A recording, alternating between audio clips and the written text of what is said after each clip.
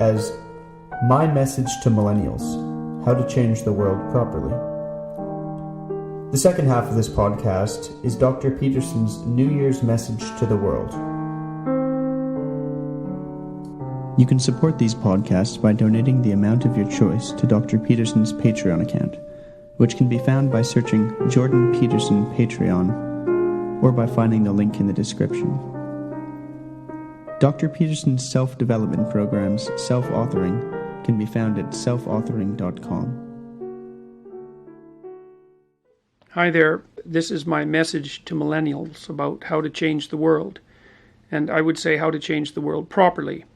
Of course, the question then is, well, exactly what do you mean by properly? And of course, that's the fundamental issue. So this was triggered in part by something I read recently by Jonathan Haidt. And Jonathan Haidt is the professor of ethical leadership at the NYU Stern School of Business. And he's been a very astute commentator recently on some of the political battles that have been going on in the social sciences, noting, for example, that there is very little political diversity in the views of social scientists and perhaps even less on the part of the people in the humanities.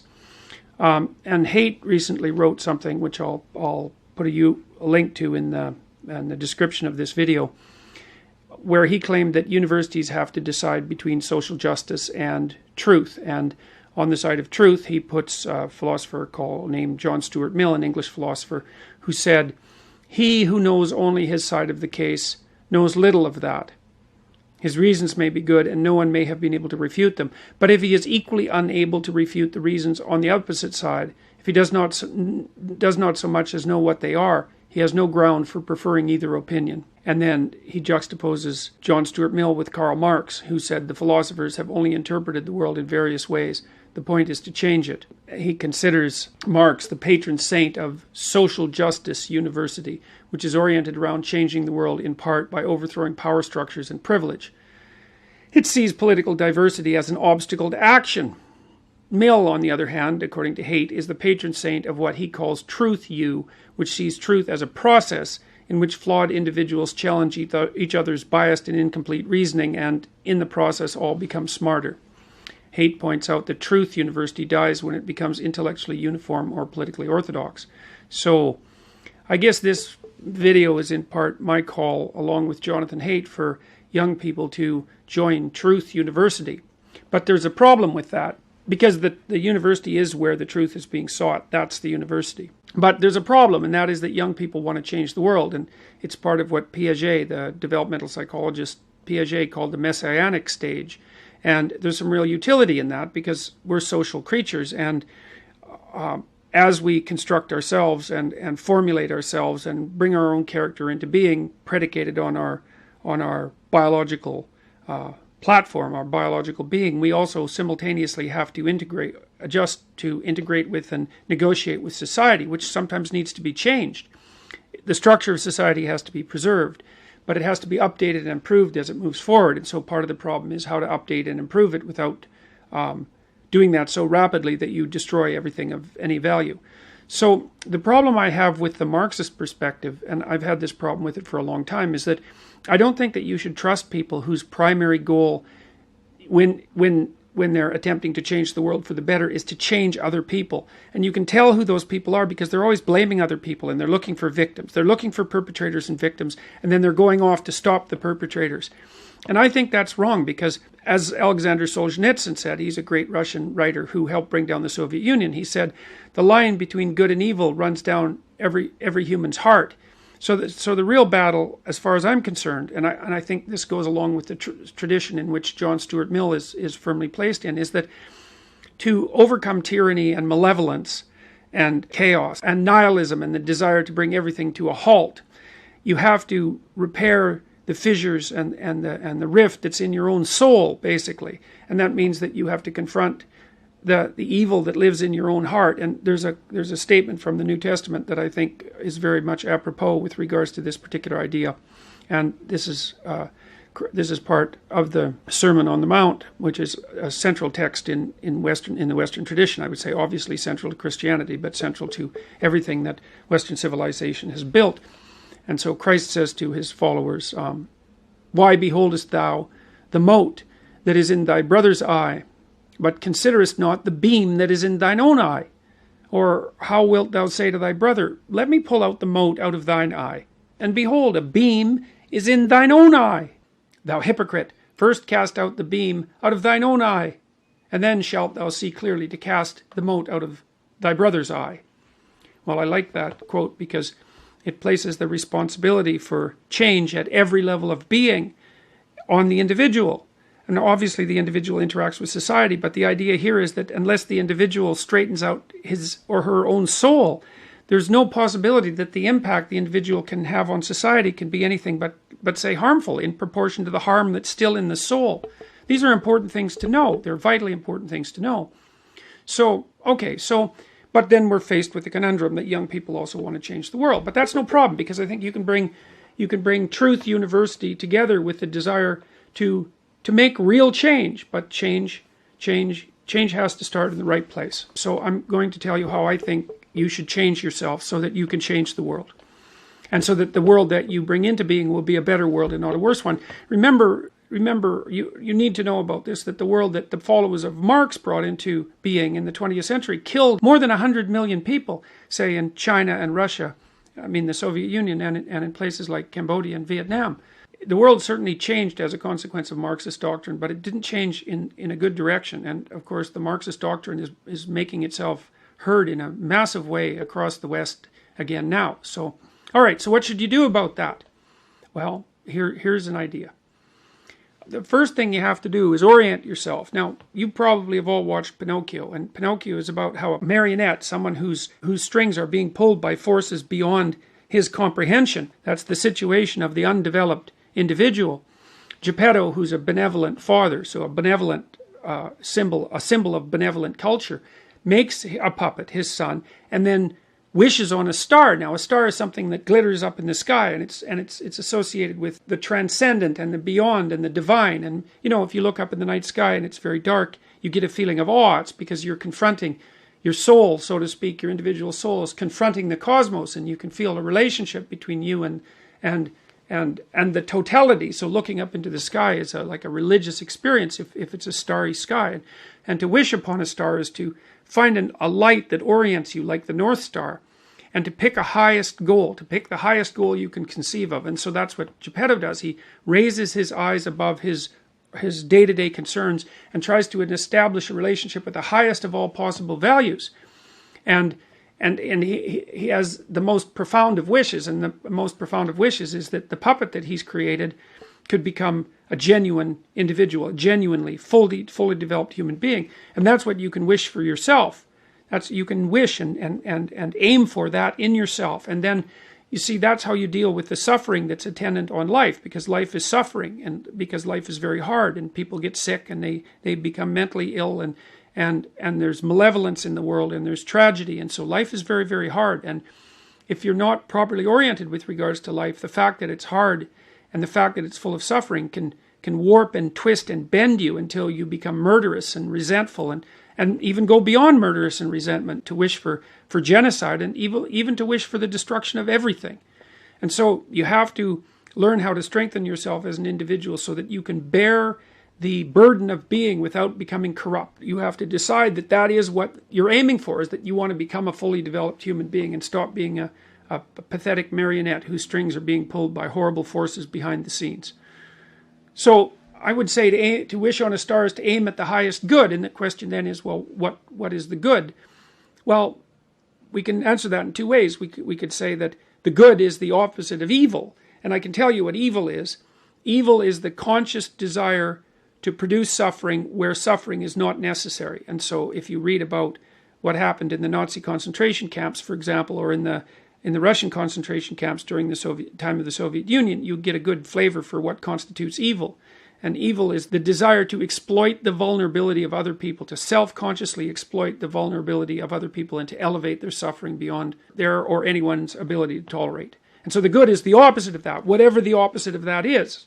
The good is harder to get a handle on. But here's one hint, and I got this from reading Jean Piaget, partly, who's a developmental psychologist. And Piaget talked about the equilibrated state, and an equilibrated state is like a game that children play, where every child wants to play the game. You have a little social group, and that's the children's play group, and and you have the individuals within it. Those are the individual children, and the structure is the game.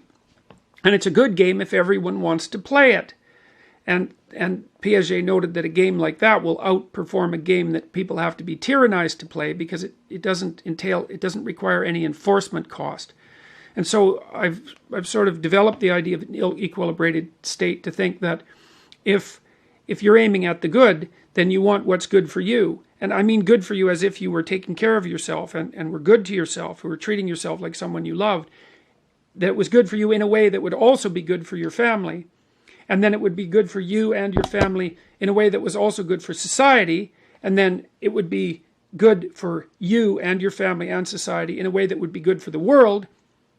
And then it would be good now, and it would be good next week and the week after, and a year from now, and as long into the future as you can see. So the good is something that's equilibrated across multiple levels of being in multiple time frames simultaneously. And it isn't necessarily that you know what that is going to be at any given moment, but you can orient yourself so that's the state that you want to exist in. And I can tell you, as far as I can tell, when you exist in that state, even moment by moment, your life is imbued with a sense of meaning, and that sense of meaning can help you transcend suffering.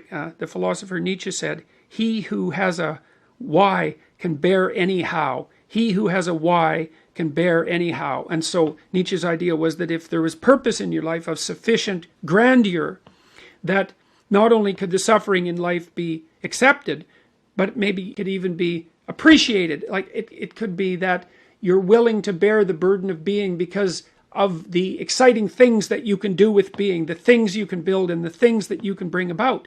And that might be the highest imaginable state of being. And that's a form of paradise. But it's not a paradise that you attain by transforming others. It's a paradise that you attain by transforming yourself. And that's a very difficult thing to do. And it's a very frightening thing to do, because it means that you're retooling your soul. And that's a job for that's the job for a forthright and honorable person. And it's an exciting enough task so that it will keep you occupied for the rest of your life. And then magical things will happen to you while you're doing it. And the world will arrange itself around you in the most wonderful way, in a musical way, so that every part of what you're experiencing plays off against every other part in a manner that has meaning embedded in every aspect of it. And you experience that, by the way. You experience that when you listen to a piece of music that you love. Music represents that, and that's why music nourishes the soul, why it's the highest form of art, at least in my opinion. So you have to live your life as if being is a symphony, and you're playing your instrumental part.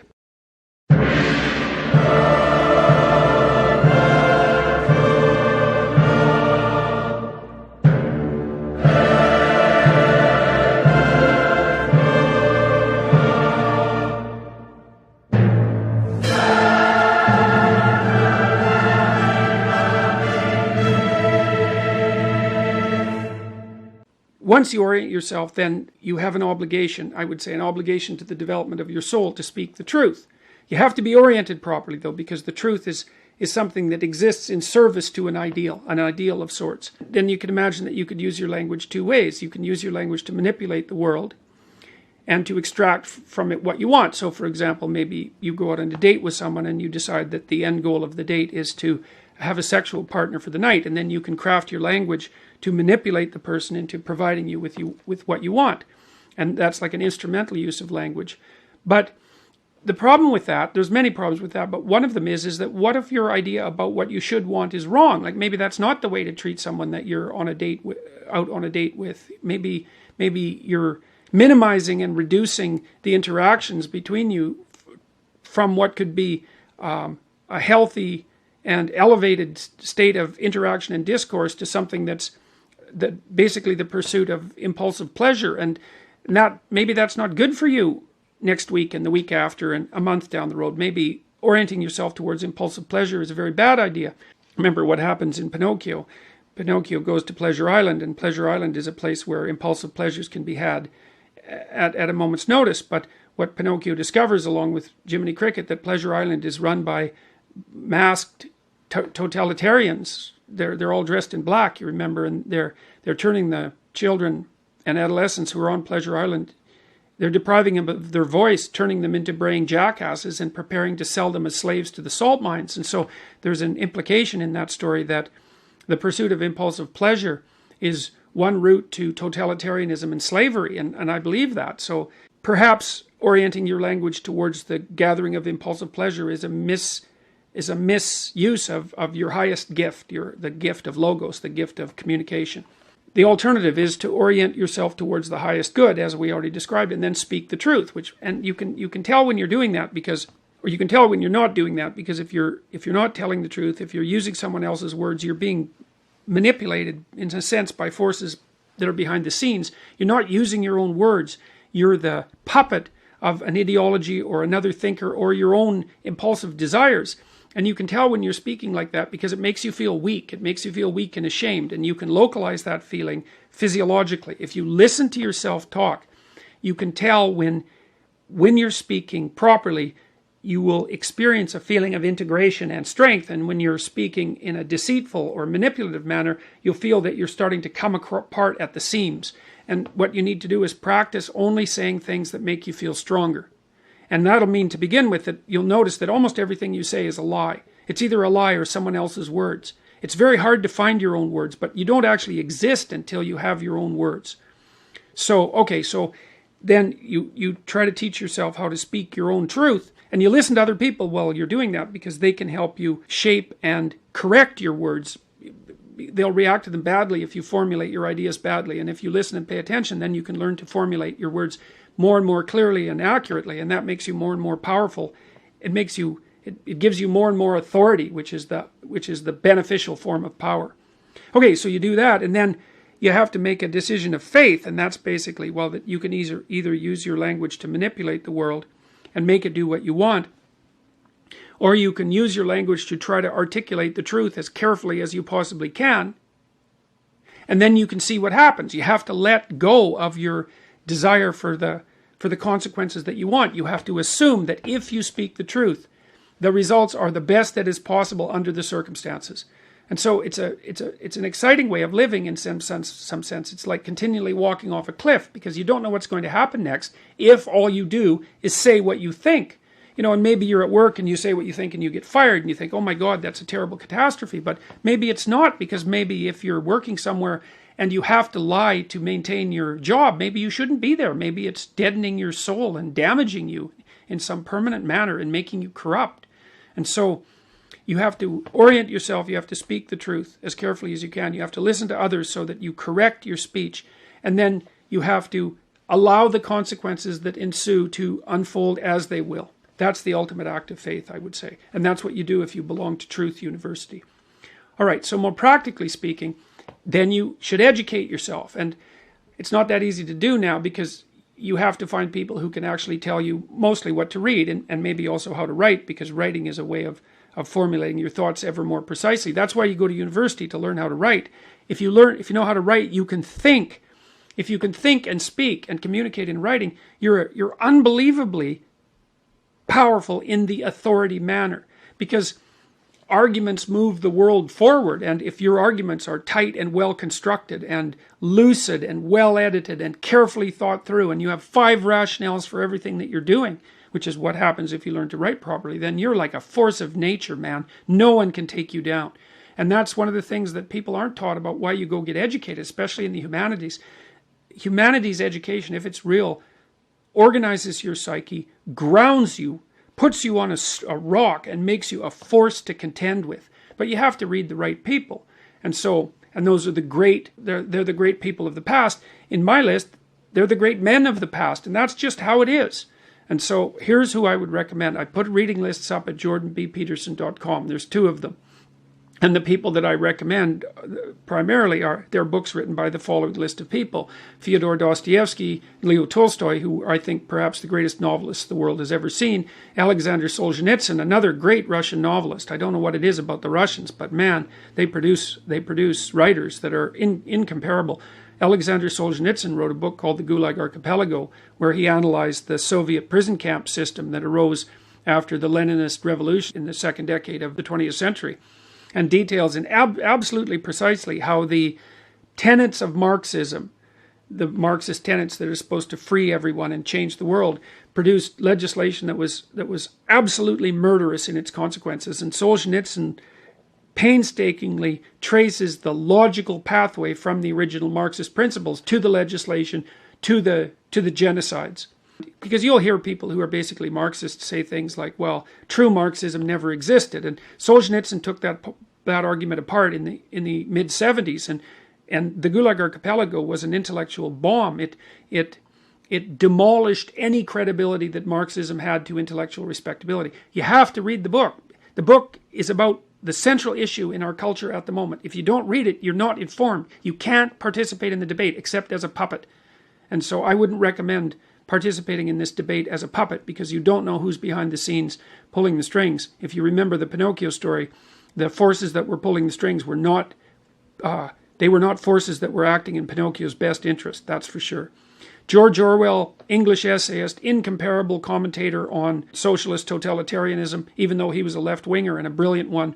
Aldous Huxley, who wrote Brave New World, had some very brilliant things to say about the potential demolition of sexual choice of sexual partner as a part of a dystopian future. Friedrich Nietzsche, a philosopher who described himself as someone who thought with a hammer. And Nietzsche is a very, very dangerous person and an absolutely brilliant writer. And Carl Jung, who was a student of Nietzsche, and Nietzsche was the philosopher who announced the death of God back in the late 1800s. And Jung spent his whole life attempting to revivify God. That's one way of thinking about it. And so if you educate yourself, and this is a really good place to start, if you read these authors, then you'll know what else to read. If you read these authors, it'll take you a good long time, and it will be very, very hard on you, and you won't be the same person when you come out, and that's very frightening. And because being torn down and rebuilt is no joke, but it beats the hell out of the alternative, which is just to stagnate and stay a stagnant infant, which is not something I recommend. There's nothing uglier than a stagnant 40-year-old infant. So that's equivalent, just so you know, to Pinocchio, back to the Pinocchio story, rescuing Geppetto from the underworld. Remember when he had kind of turned into a half jackass after being at Pleasure Island, where he was enticed, by the way, from a couple of people that was the fox and the cat, who attempted to entice himself into believing that he was a victim and needed a vacation. So Pinocchio was enticed onto Pleasure Island by two figures that played on his sense of victimization and neurosis and suffering to convince him that he didn't have to take any responsibility for his own existence, and he could just busy himself with impulsive pleasures, right? That's how he fell into the hands of the totalitarians on Pleasure Island. Anyways, Pinocchio, after he left Pleasure Island, had to go into the ocean twice, and the second time he went into the ocean, he was looking for his father. Well, everyone's father, from a mythological perspective, is dying in the underworld, in the chaos, because everyone inhabits a culture that's sick and old, so to speak. And it's sick and old because it was made by the dead. And the living have to revivify it continually in order for it to be a dynamic force. And the living have to revivify their connection with the culture internally too, because you're constructions of culture, although not only constructions of culture. And you have to understand history, because otherwise you can't understand yourself. You're a historical creature. And so you have to rescue your dead father from the belly of the beast, from the dragon. Because remember, the whale in Pinocchio is also a fire-breathing dragon. And that means you have to face the thing that you most fear. And when you do that, you'll rescue your father from the underworld. These are very complex ideas, and you can read about them in my book, Maps of Meaning, if you want. It's on the reading list. I put a free copy of it on jordanbpeterson.com, so you can download it. I take apart these sorts of things in detail. So anyways, you have to revivify your father before you can become real. And that's part of the problem with the feminist and social justice warrior insistence on the existence of the patriarchy. It's like everyone's known since the beginning of time that culture is corrupt and tyrannical, but it's also protective and benevolent. Even the language you use is a product of culture. And so you don't overthrow the patriarchy, you revivify your culture. And you do that by adopting responsibility for your own being and then acting as a moral agent in the culture. That's what you do to become educated. So read these books. Read these books. They'll change your life. I guarantee it. They'll change your life. They'll take you apart. They'll devastate you. And then they'll rebuild you into something far greater than you are now. You're hurt. Don't worry. Ginny, you need to get yourself out. Follow the chamber and you'll find Ron. are you going to take care of your mental and physical health? How are you going to handle drug and alcohol use? It asks you a series of fundamental questions like that to get your mind moving. And then it asks you to write for 15 minutes about what your life could be like 3 to 5 years in the future, if it was laid out like you were laying out a life for someone you deeply cared about. And so you're asked to write for 15 minutes about that without worrying too much about the structure of the argument or any grammatical niceties. That's put off for later. So that gives you a little heaven to aim for, right? It's like, well, if I could have this, my life would be clearly worthwhile, even if I had to put up with a fair bit of suffering along the way. That's what you're trying to construct. And you could think about that as a heaven worth moving towards. And then the second part of the program asks you to write about what your life would be like 3 to 5 years down the road if all of your bad habits and nihilistic tendencies and proclivity towards resentment and lack of desire to shoulder responsibility, if all your weak points got the upper hand and just augured you into the ground. And everyone knows that. You know what you'd be like if you just let everything slide, and you'd know what particular hell you were ended up heading towards. And so the second part of the program asks you to write about what your life would be like 3 to 5 years down the road if everything just went to hell around you. And so that gives you a hell to avoid and a heaven to strive for. And you need both of those because that's what keeps you properly motivated in life.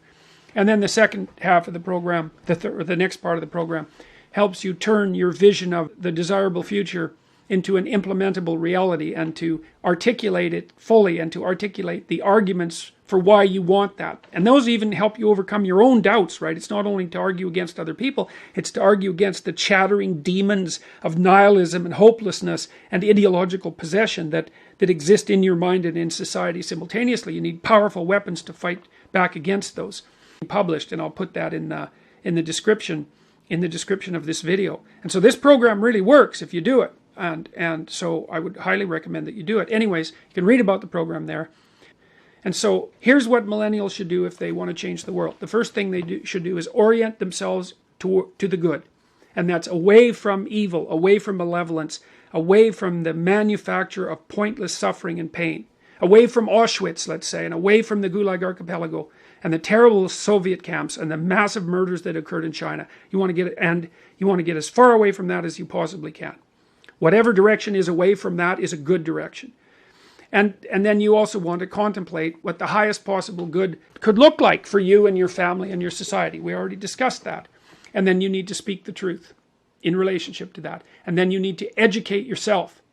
And then you need to shoulder your responsibility. Responsibility is a good thing because it makes you strong. To bear up under it makes you strong. You can turn yourself you can free yourself from your strings and turn yourself into a genuine individual. And then you can shoulder the world. And then you're in a position to make change. As a person like that, your mere being will change the world in a positive direction. And that's what you should be aiming for. So read the books that I put up on my site and do the future authoring program. And that will improve your life dramatically. And that's how you can change the world.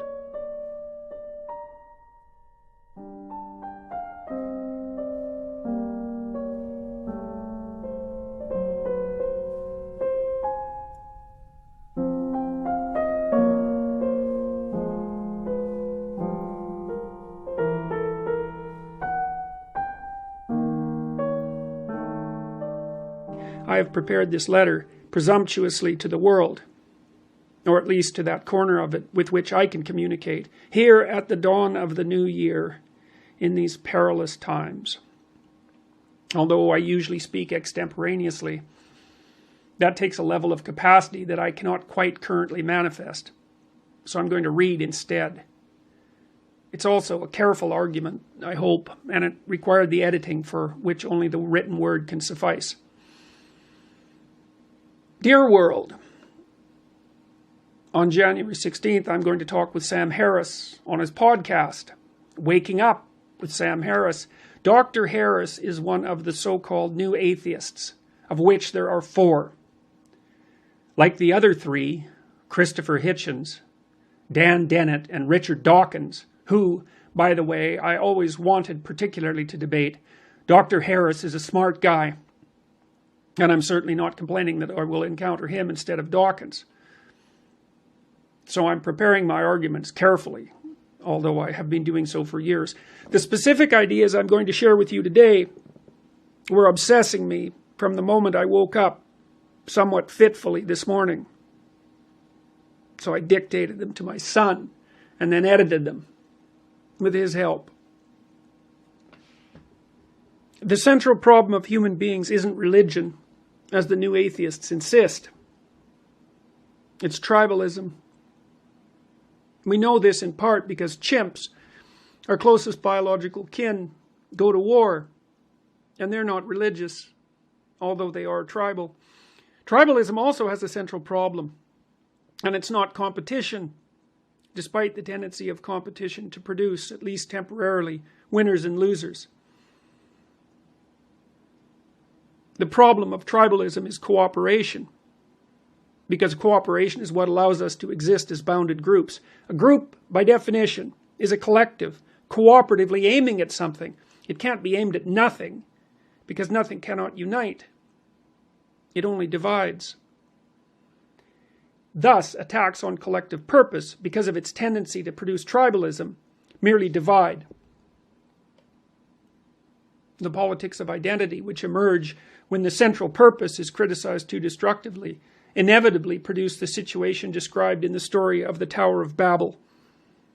Everyone fragments into primitive tribes and speaks their own mutually incomprehensible language.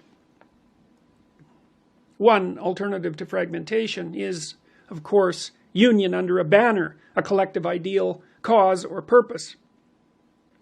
The problem with uniting under a banner, as the postmodernists who push identity politics rightly point out, is that to value something means simultaneously to devalue other things.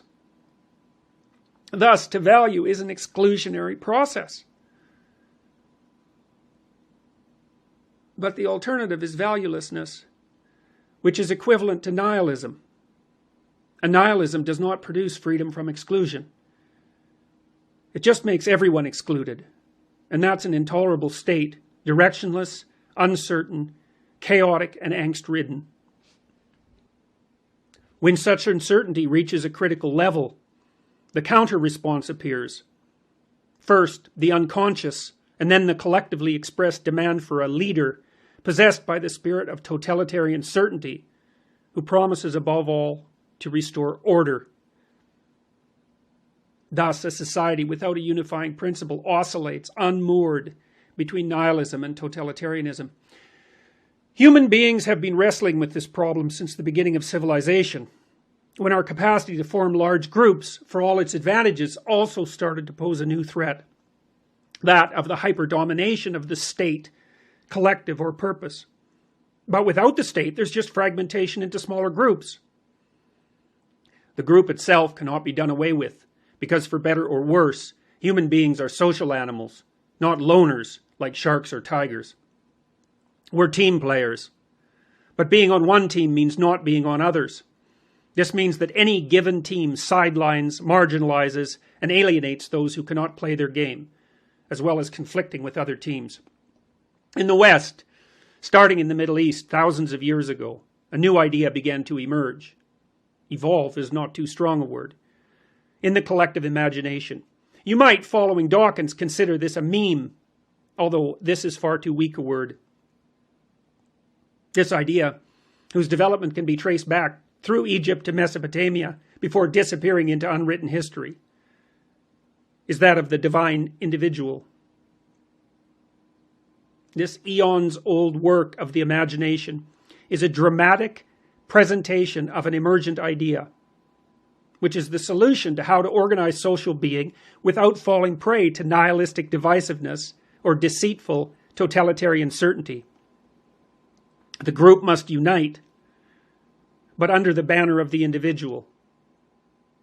The individual is the source of the new wisdom that updates the antiquated, nihilistic, or totalitarian detritus and glory of the past. For better or for worse, that idea reaches its apogee in Christianity. The divine individual is masculine because the feminine is not individual. The divine feminine is instead mother and child. However, it is a hallmark of Christian supposition that the redemption of both men and women comes through the masculine. And that's because the masculine is the individual. The central realization, expressed dramatically and symbolically, is that the subordination of the group to the ideal of the divine individual is the answer to the paradox of nihilism and totalitarianism. The divine individual is the man that every man admires, and the man whom all women want their men to be. The divine individual is the ideal from which deviations are punished by the group with contempt and disgrace, and fidelity to which is rewarded by the group with attention and honor. The divine individual is not the winner of any individual game, but the player who plays fairly and is therefore continually invited to play. The divine individual is the builder, maintainer, and expander of the state, he who boldly goes where no man has gone before, and someone who eternally watches over the widows and the children. His power of direct and honest communication is that which identifies, discusses, and then resolves the continually emergent problems of human existence. It is for this reason that he is regarded as the savior of the world. The primary image for women is not the divine individual, because of the heavy burden they bear for reproduction. It is instead the divine mother and child. This is not to say that man is the divine individual and woman is not, although such confusion is understandable given the complexity of the problem. Men, like women, have the divine mother and child as an element of their personality. In men, however, it's in the background, so to speak, as the divine individual is in the background of the psyche for women. Men, by necessity, play a less primary role in the care of children. This frees them to act as individuals in a manner that up to now has been nearly impossible for women. Identification with these images is belief in them. Belief is not the statement of agreement with a set of facts, but the willingness to act something out, to become something, to stake your life on something. For men and women alike, this means voluntary adoption of responsibility. Responsibility for oneself, family, and state.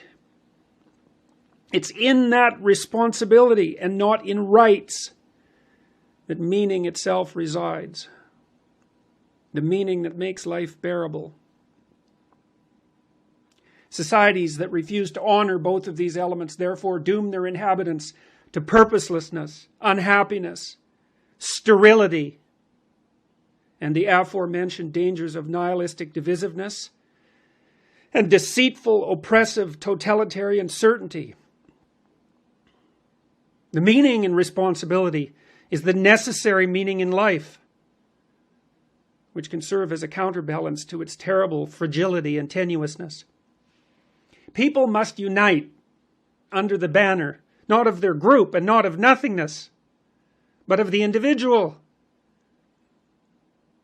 This is a brilliant and intrinsically paradoxical solution to the problems of nihilistic nothingness and too rigid group identity alike.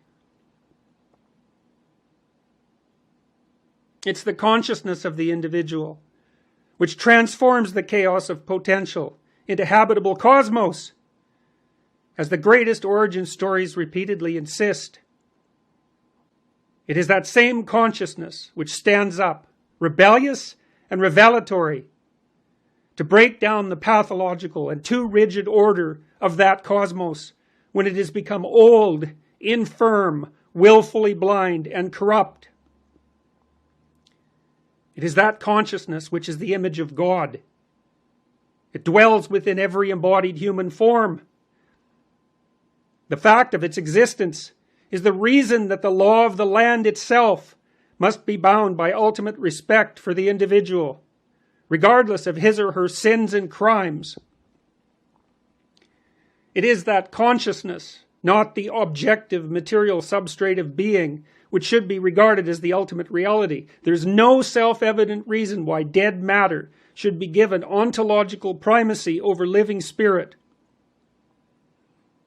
although doing so has produced a massive increase in human technological power. It has left that power in the hands of an increasingly disenchanted populace, and that presents a mortal danger. Such power must be wielded by those who have truly and voluntarily accepted the responsibility of being, lest it prove fatal. The West has long been the civilized embodiment of the idea of the divine individual, who does exactly that. That's what the voluntary lifting of the cross of suffering symbolically represents. For all its faults, which are manifold, the West has therefore served as a shining beacon of hope. To those destined to inhabit places too chaotic or too rigid for the human spirit to tolerate. But the West is in grave danger of losing its way. The negative consequences of this can hardly be overstated. A close reading of 20th century history indicates, as nothing else can, the horrors that accompany loss of faith in the idea of the individual. It is only the individual, after all, who suffers. The group does not suffer.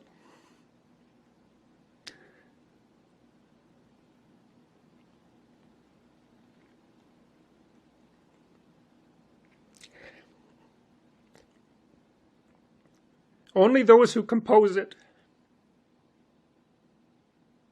Thus, the reality of the individual must be regarded as primary. If suffering is to be regarded seriously, without such regard, there can be no motivation to reduce suffering and therefore no respite. Instead, the production of individual suffering can and has and will be again rationalized and justified for its supposed benefits for the future and the group.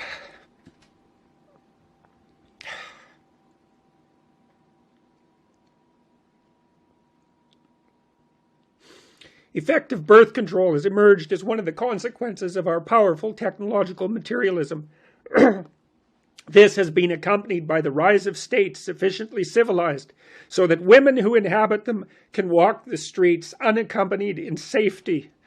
We do not yet know how to balance the opportunities thus provided for expanded female individuality with the eternal necessity for a woman to serve as the mother of the divine individual. Dividing our civilization into polarized ideological camps of female group identity and male group identity is certainly not the answer. We have to be honest, male and female alike, about what we really want as individuals and talk it out. We know beyond dispute that societies who emancipate their women are more productive and peaceful, and that the relationship is causal. Thus, it's not a matter of if, but how. But such emancipation places a dual burden on the now more autonomous woman, who is required to balance manifesting the potential of her individual spirit with the necessity of desire to bear and rear the next generation of mankind. To live with free women and gain the advantages of their freedom and sophistication, men must therefore bring their shadowed psychic identification with the divine mother and child into the light, without losing their divine individuality in the process. They must consciously, voluntarily, deliberately, and strategically accept their responsibility for the relationship between autonomous female companionship, support, love, and the responsibility of producing that next generation. This means rejecting, among other things, the misbegotten idea of casual sexual gratification. Sex is either the impulsive, short-term gratification of a domineering biological instinct, or the union of two conscious spirits taking responsibility for what they are doing. The former is simply not commensurate with the demands of an advanced civilization, which requires the adoption of responsibility above all, for its preservation, maintenance, and expansion. It is for this reason that the sexualized interactions between young men and women, in universities, for example, are increasingly and inevitably falling under the harsh and tyrannical regulation of the state. In the West, we are, as well, shuttering our great cathedrals, those marvelous, monumental embodiments of the idea of the divine individual on which our civilization is based. This is no mere practical, material matter. It's a symbolic and ideational process whose importance cannot be overstated. Without that central idea, we will dissolve and be lost. It is time for each of us to consciously realize what the great symbolic stories of the past insist upon, that we are all sons and daughters of the divine Logos, consciousness itself, bearers of its light, and that we must act in accordance with that great central fact, lest all hell break loose. This means, above all, to tell the truth and to care for one another, starting at the level of the individual and proceeding from that out to the broader reaches of society itself. The alternative, as these same stories have always insisted, is the more permanent instantiation of the horror that we already saw manifest in multiple forms in the last bloody, terrible century.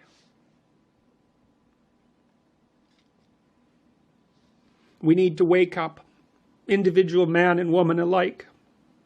And we need to do it now.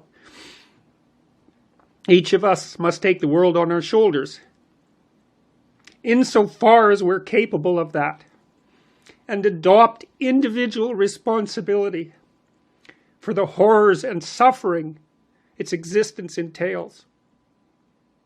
In that we will find the meaning without which life is merely the suffering that breeds, first, resentment, and then the desire for vengeance and destruction. We need to take responsibility instead of incessantly insisting on our rights. We need to become adults instead of aged children. We need to tell the truth. We need justice and compassion conjoined, not judgment and pity, which crush and devour. So, in the coming year, plan to make yourself a better person. Fix what you can and would fix. Start now. There's something right in front of you, demanding repair, calling out to your conscience, if you would only attend to it, for your corrective efforts, however primitive they may yet be. Start small. As you master the process, you can safely and competently expand your reach. You will then be able to fix bigger things instead of making them worse in the arrogance of your ignorance. If you do this, there will be less pointless and unnecessary suffering, and the world, for all its shortcomings and faults, will be a better place. Until we can imagine better than that, that's meaning and purpose enough.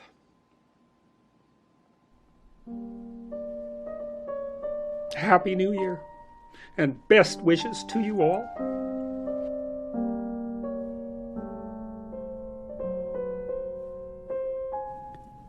Thank you for listening to the Jordan B. Peterson podcast. To support these podcasts, you can donate to Dr. Peterson's Patreon account, the link to which can be found in the description of this episode.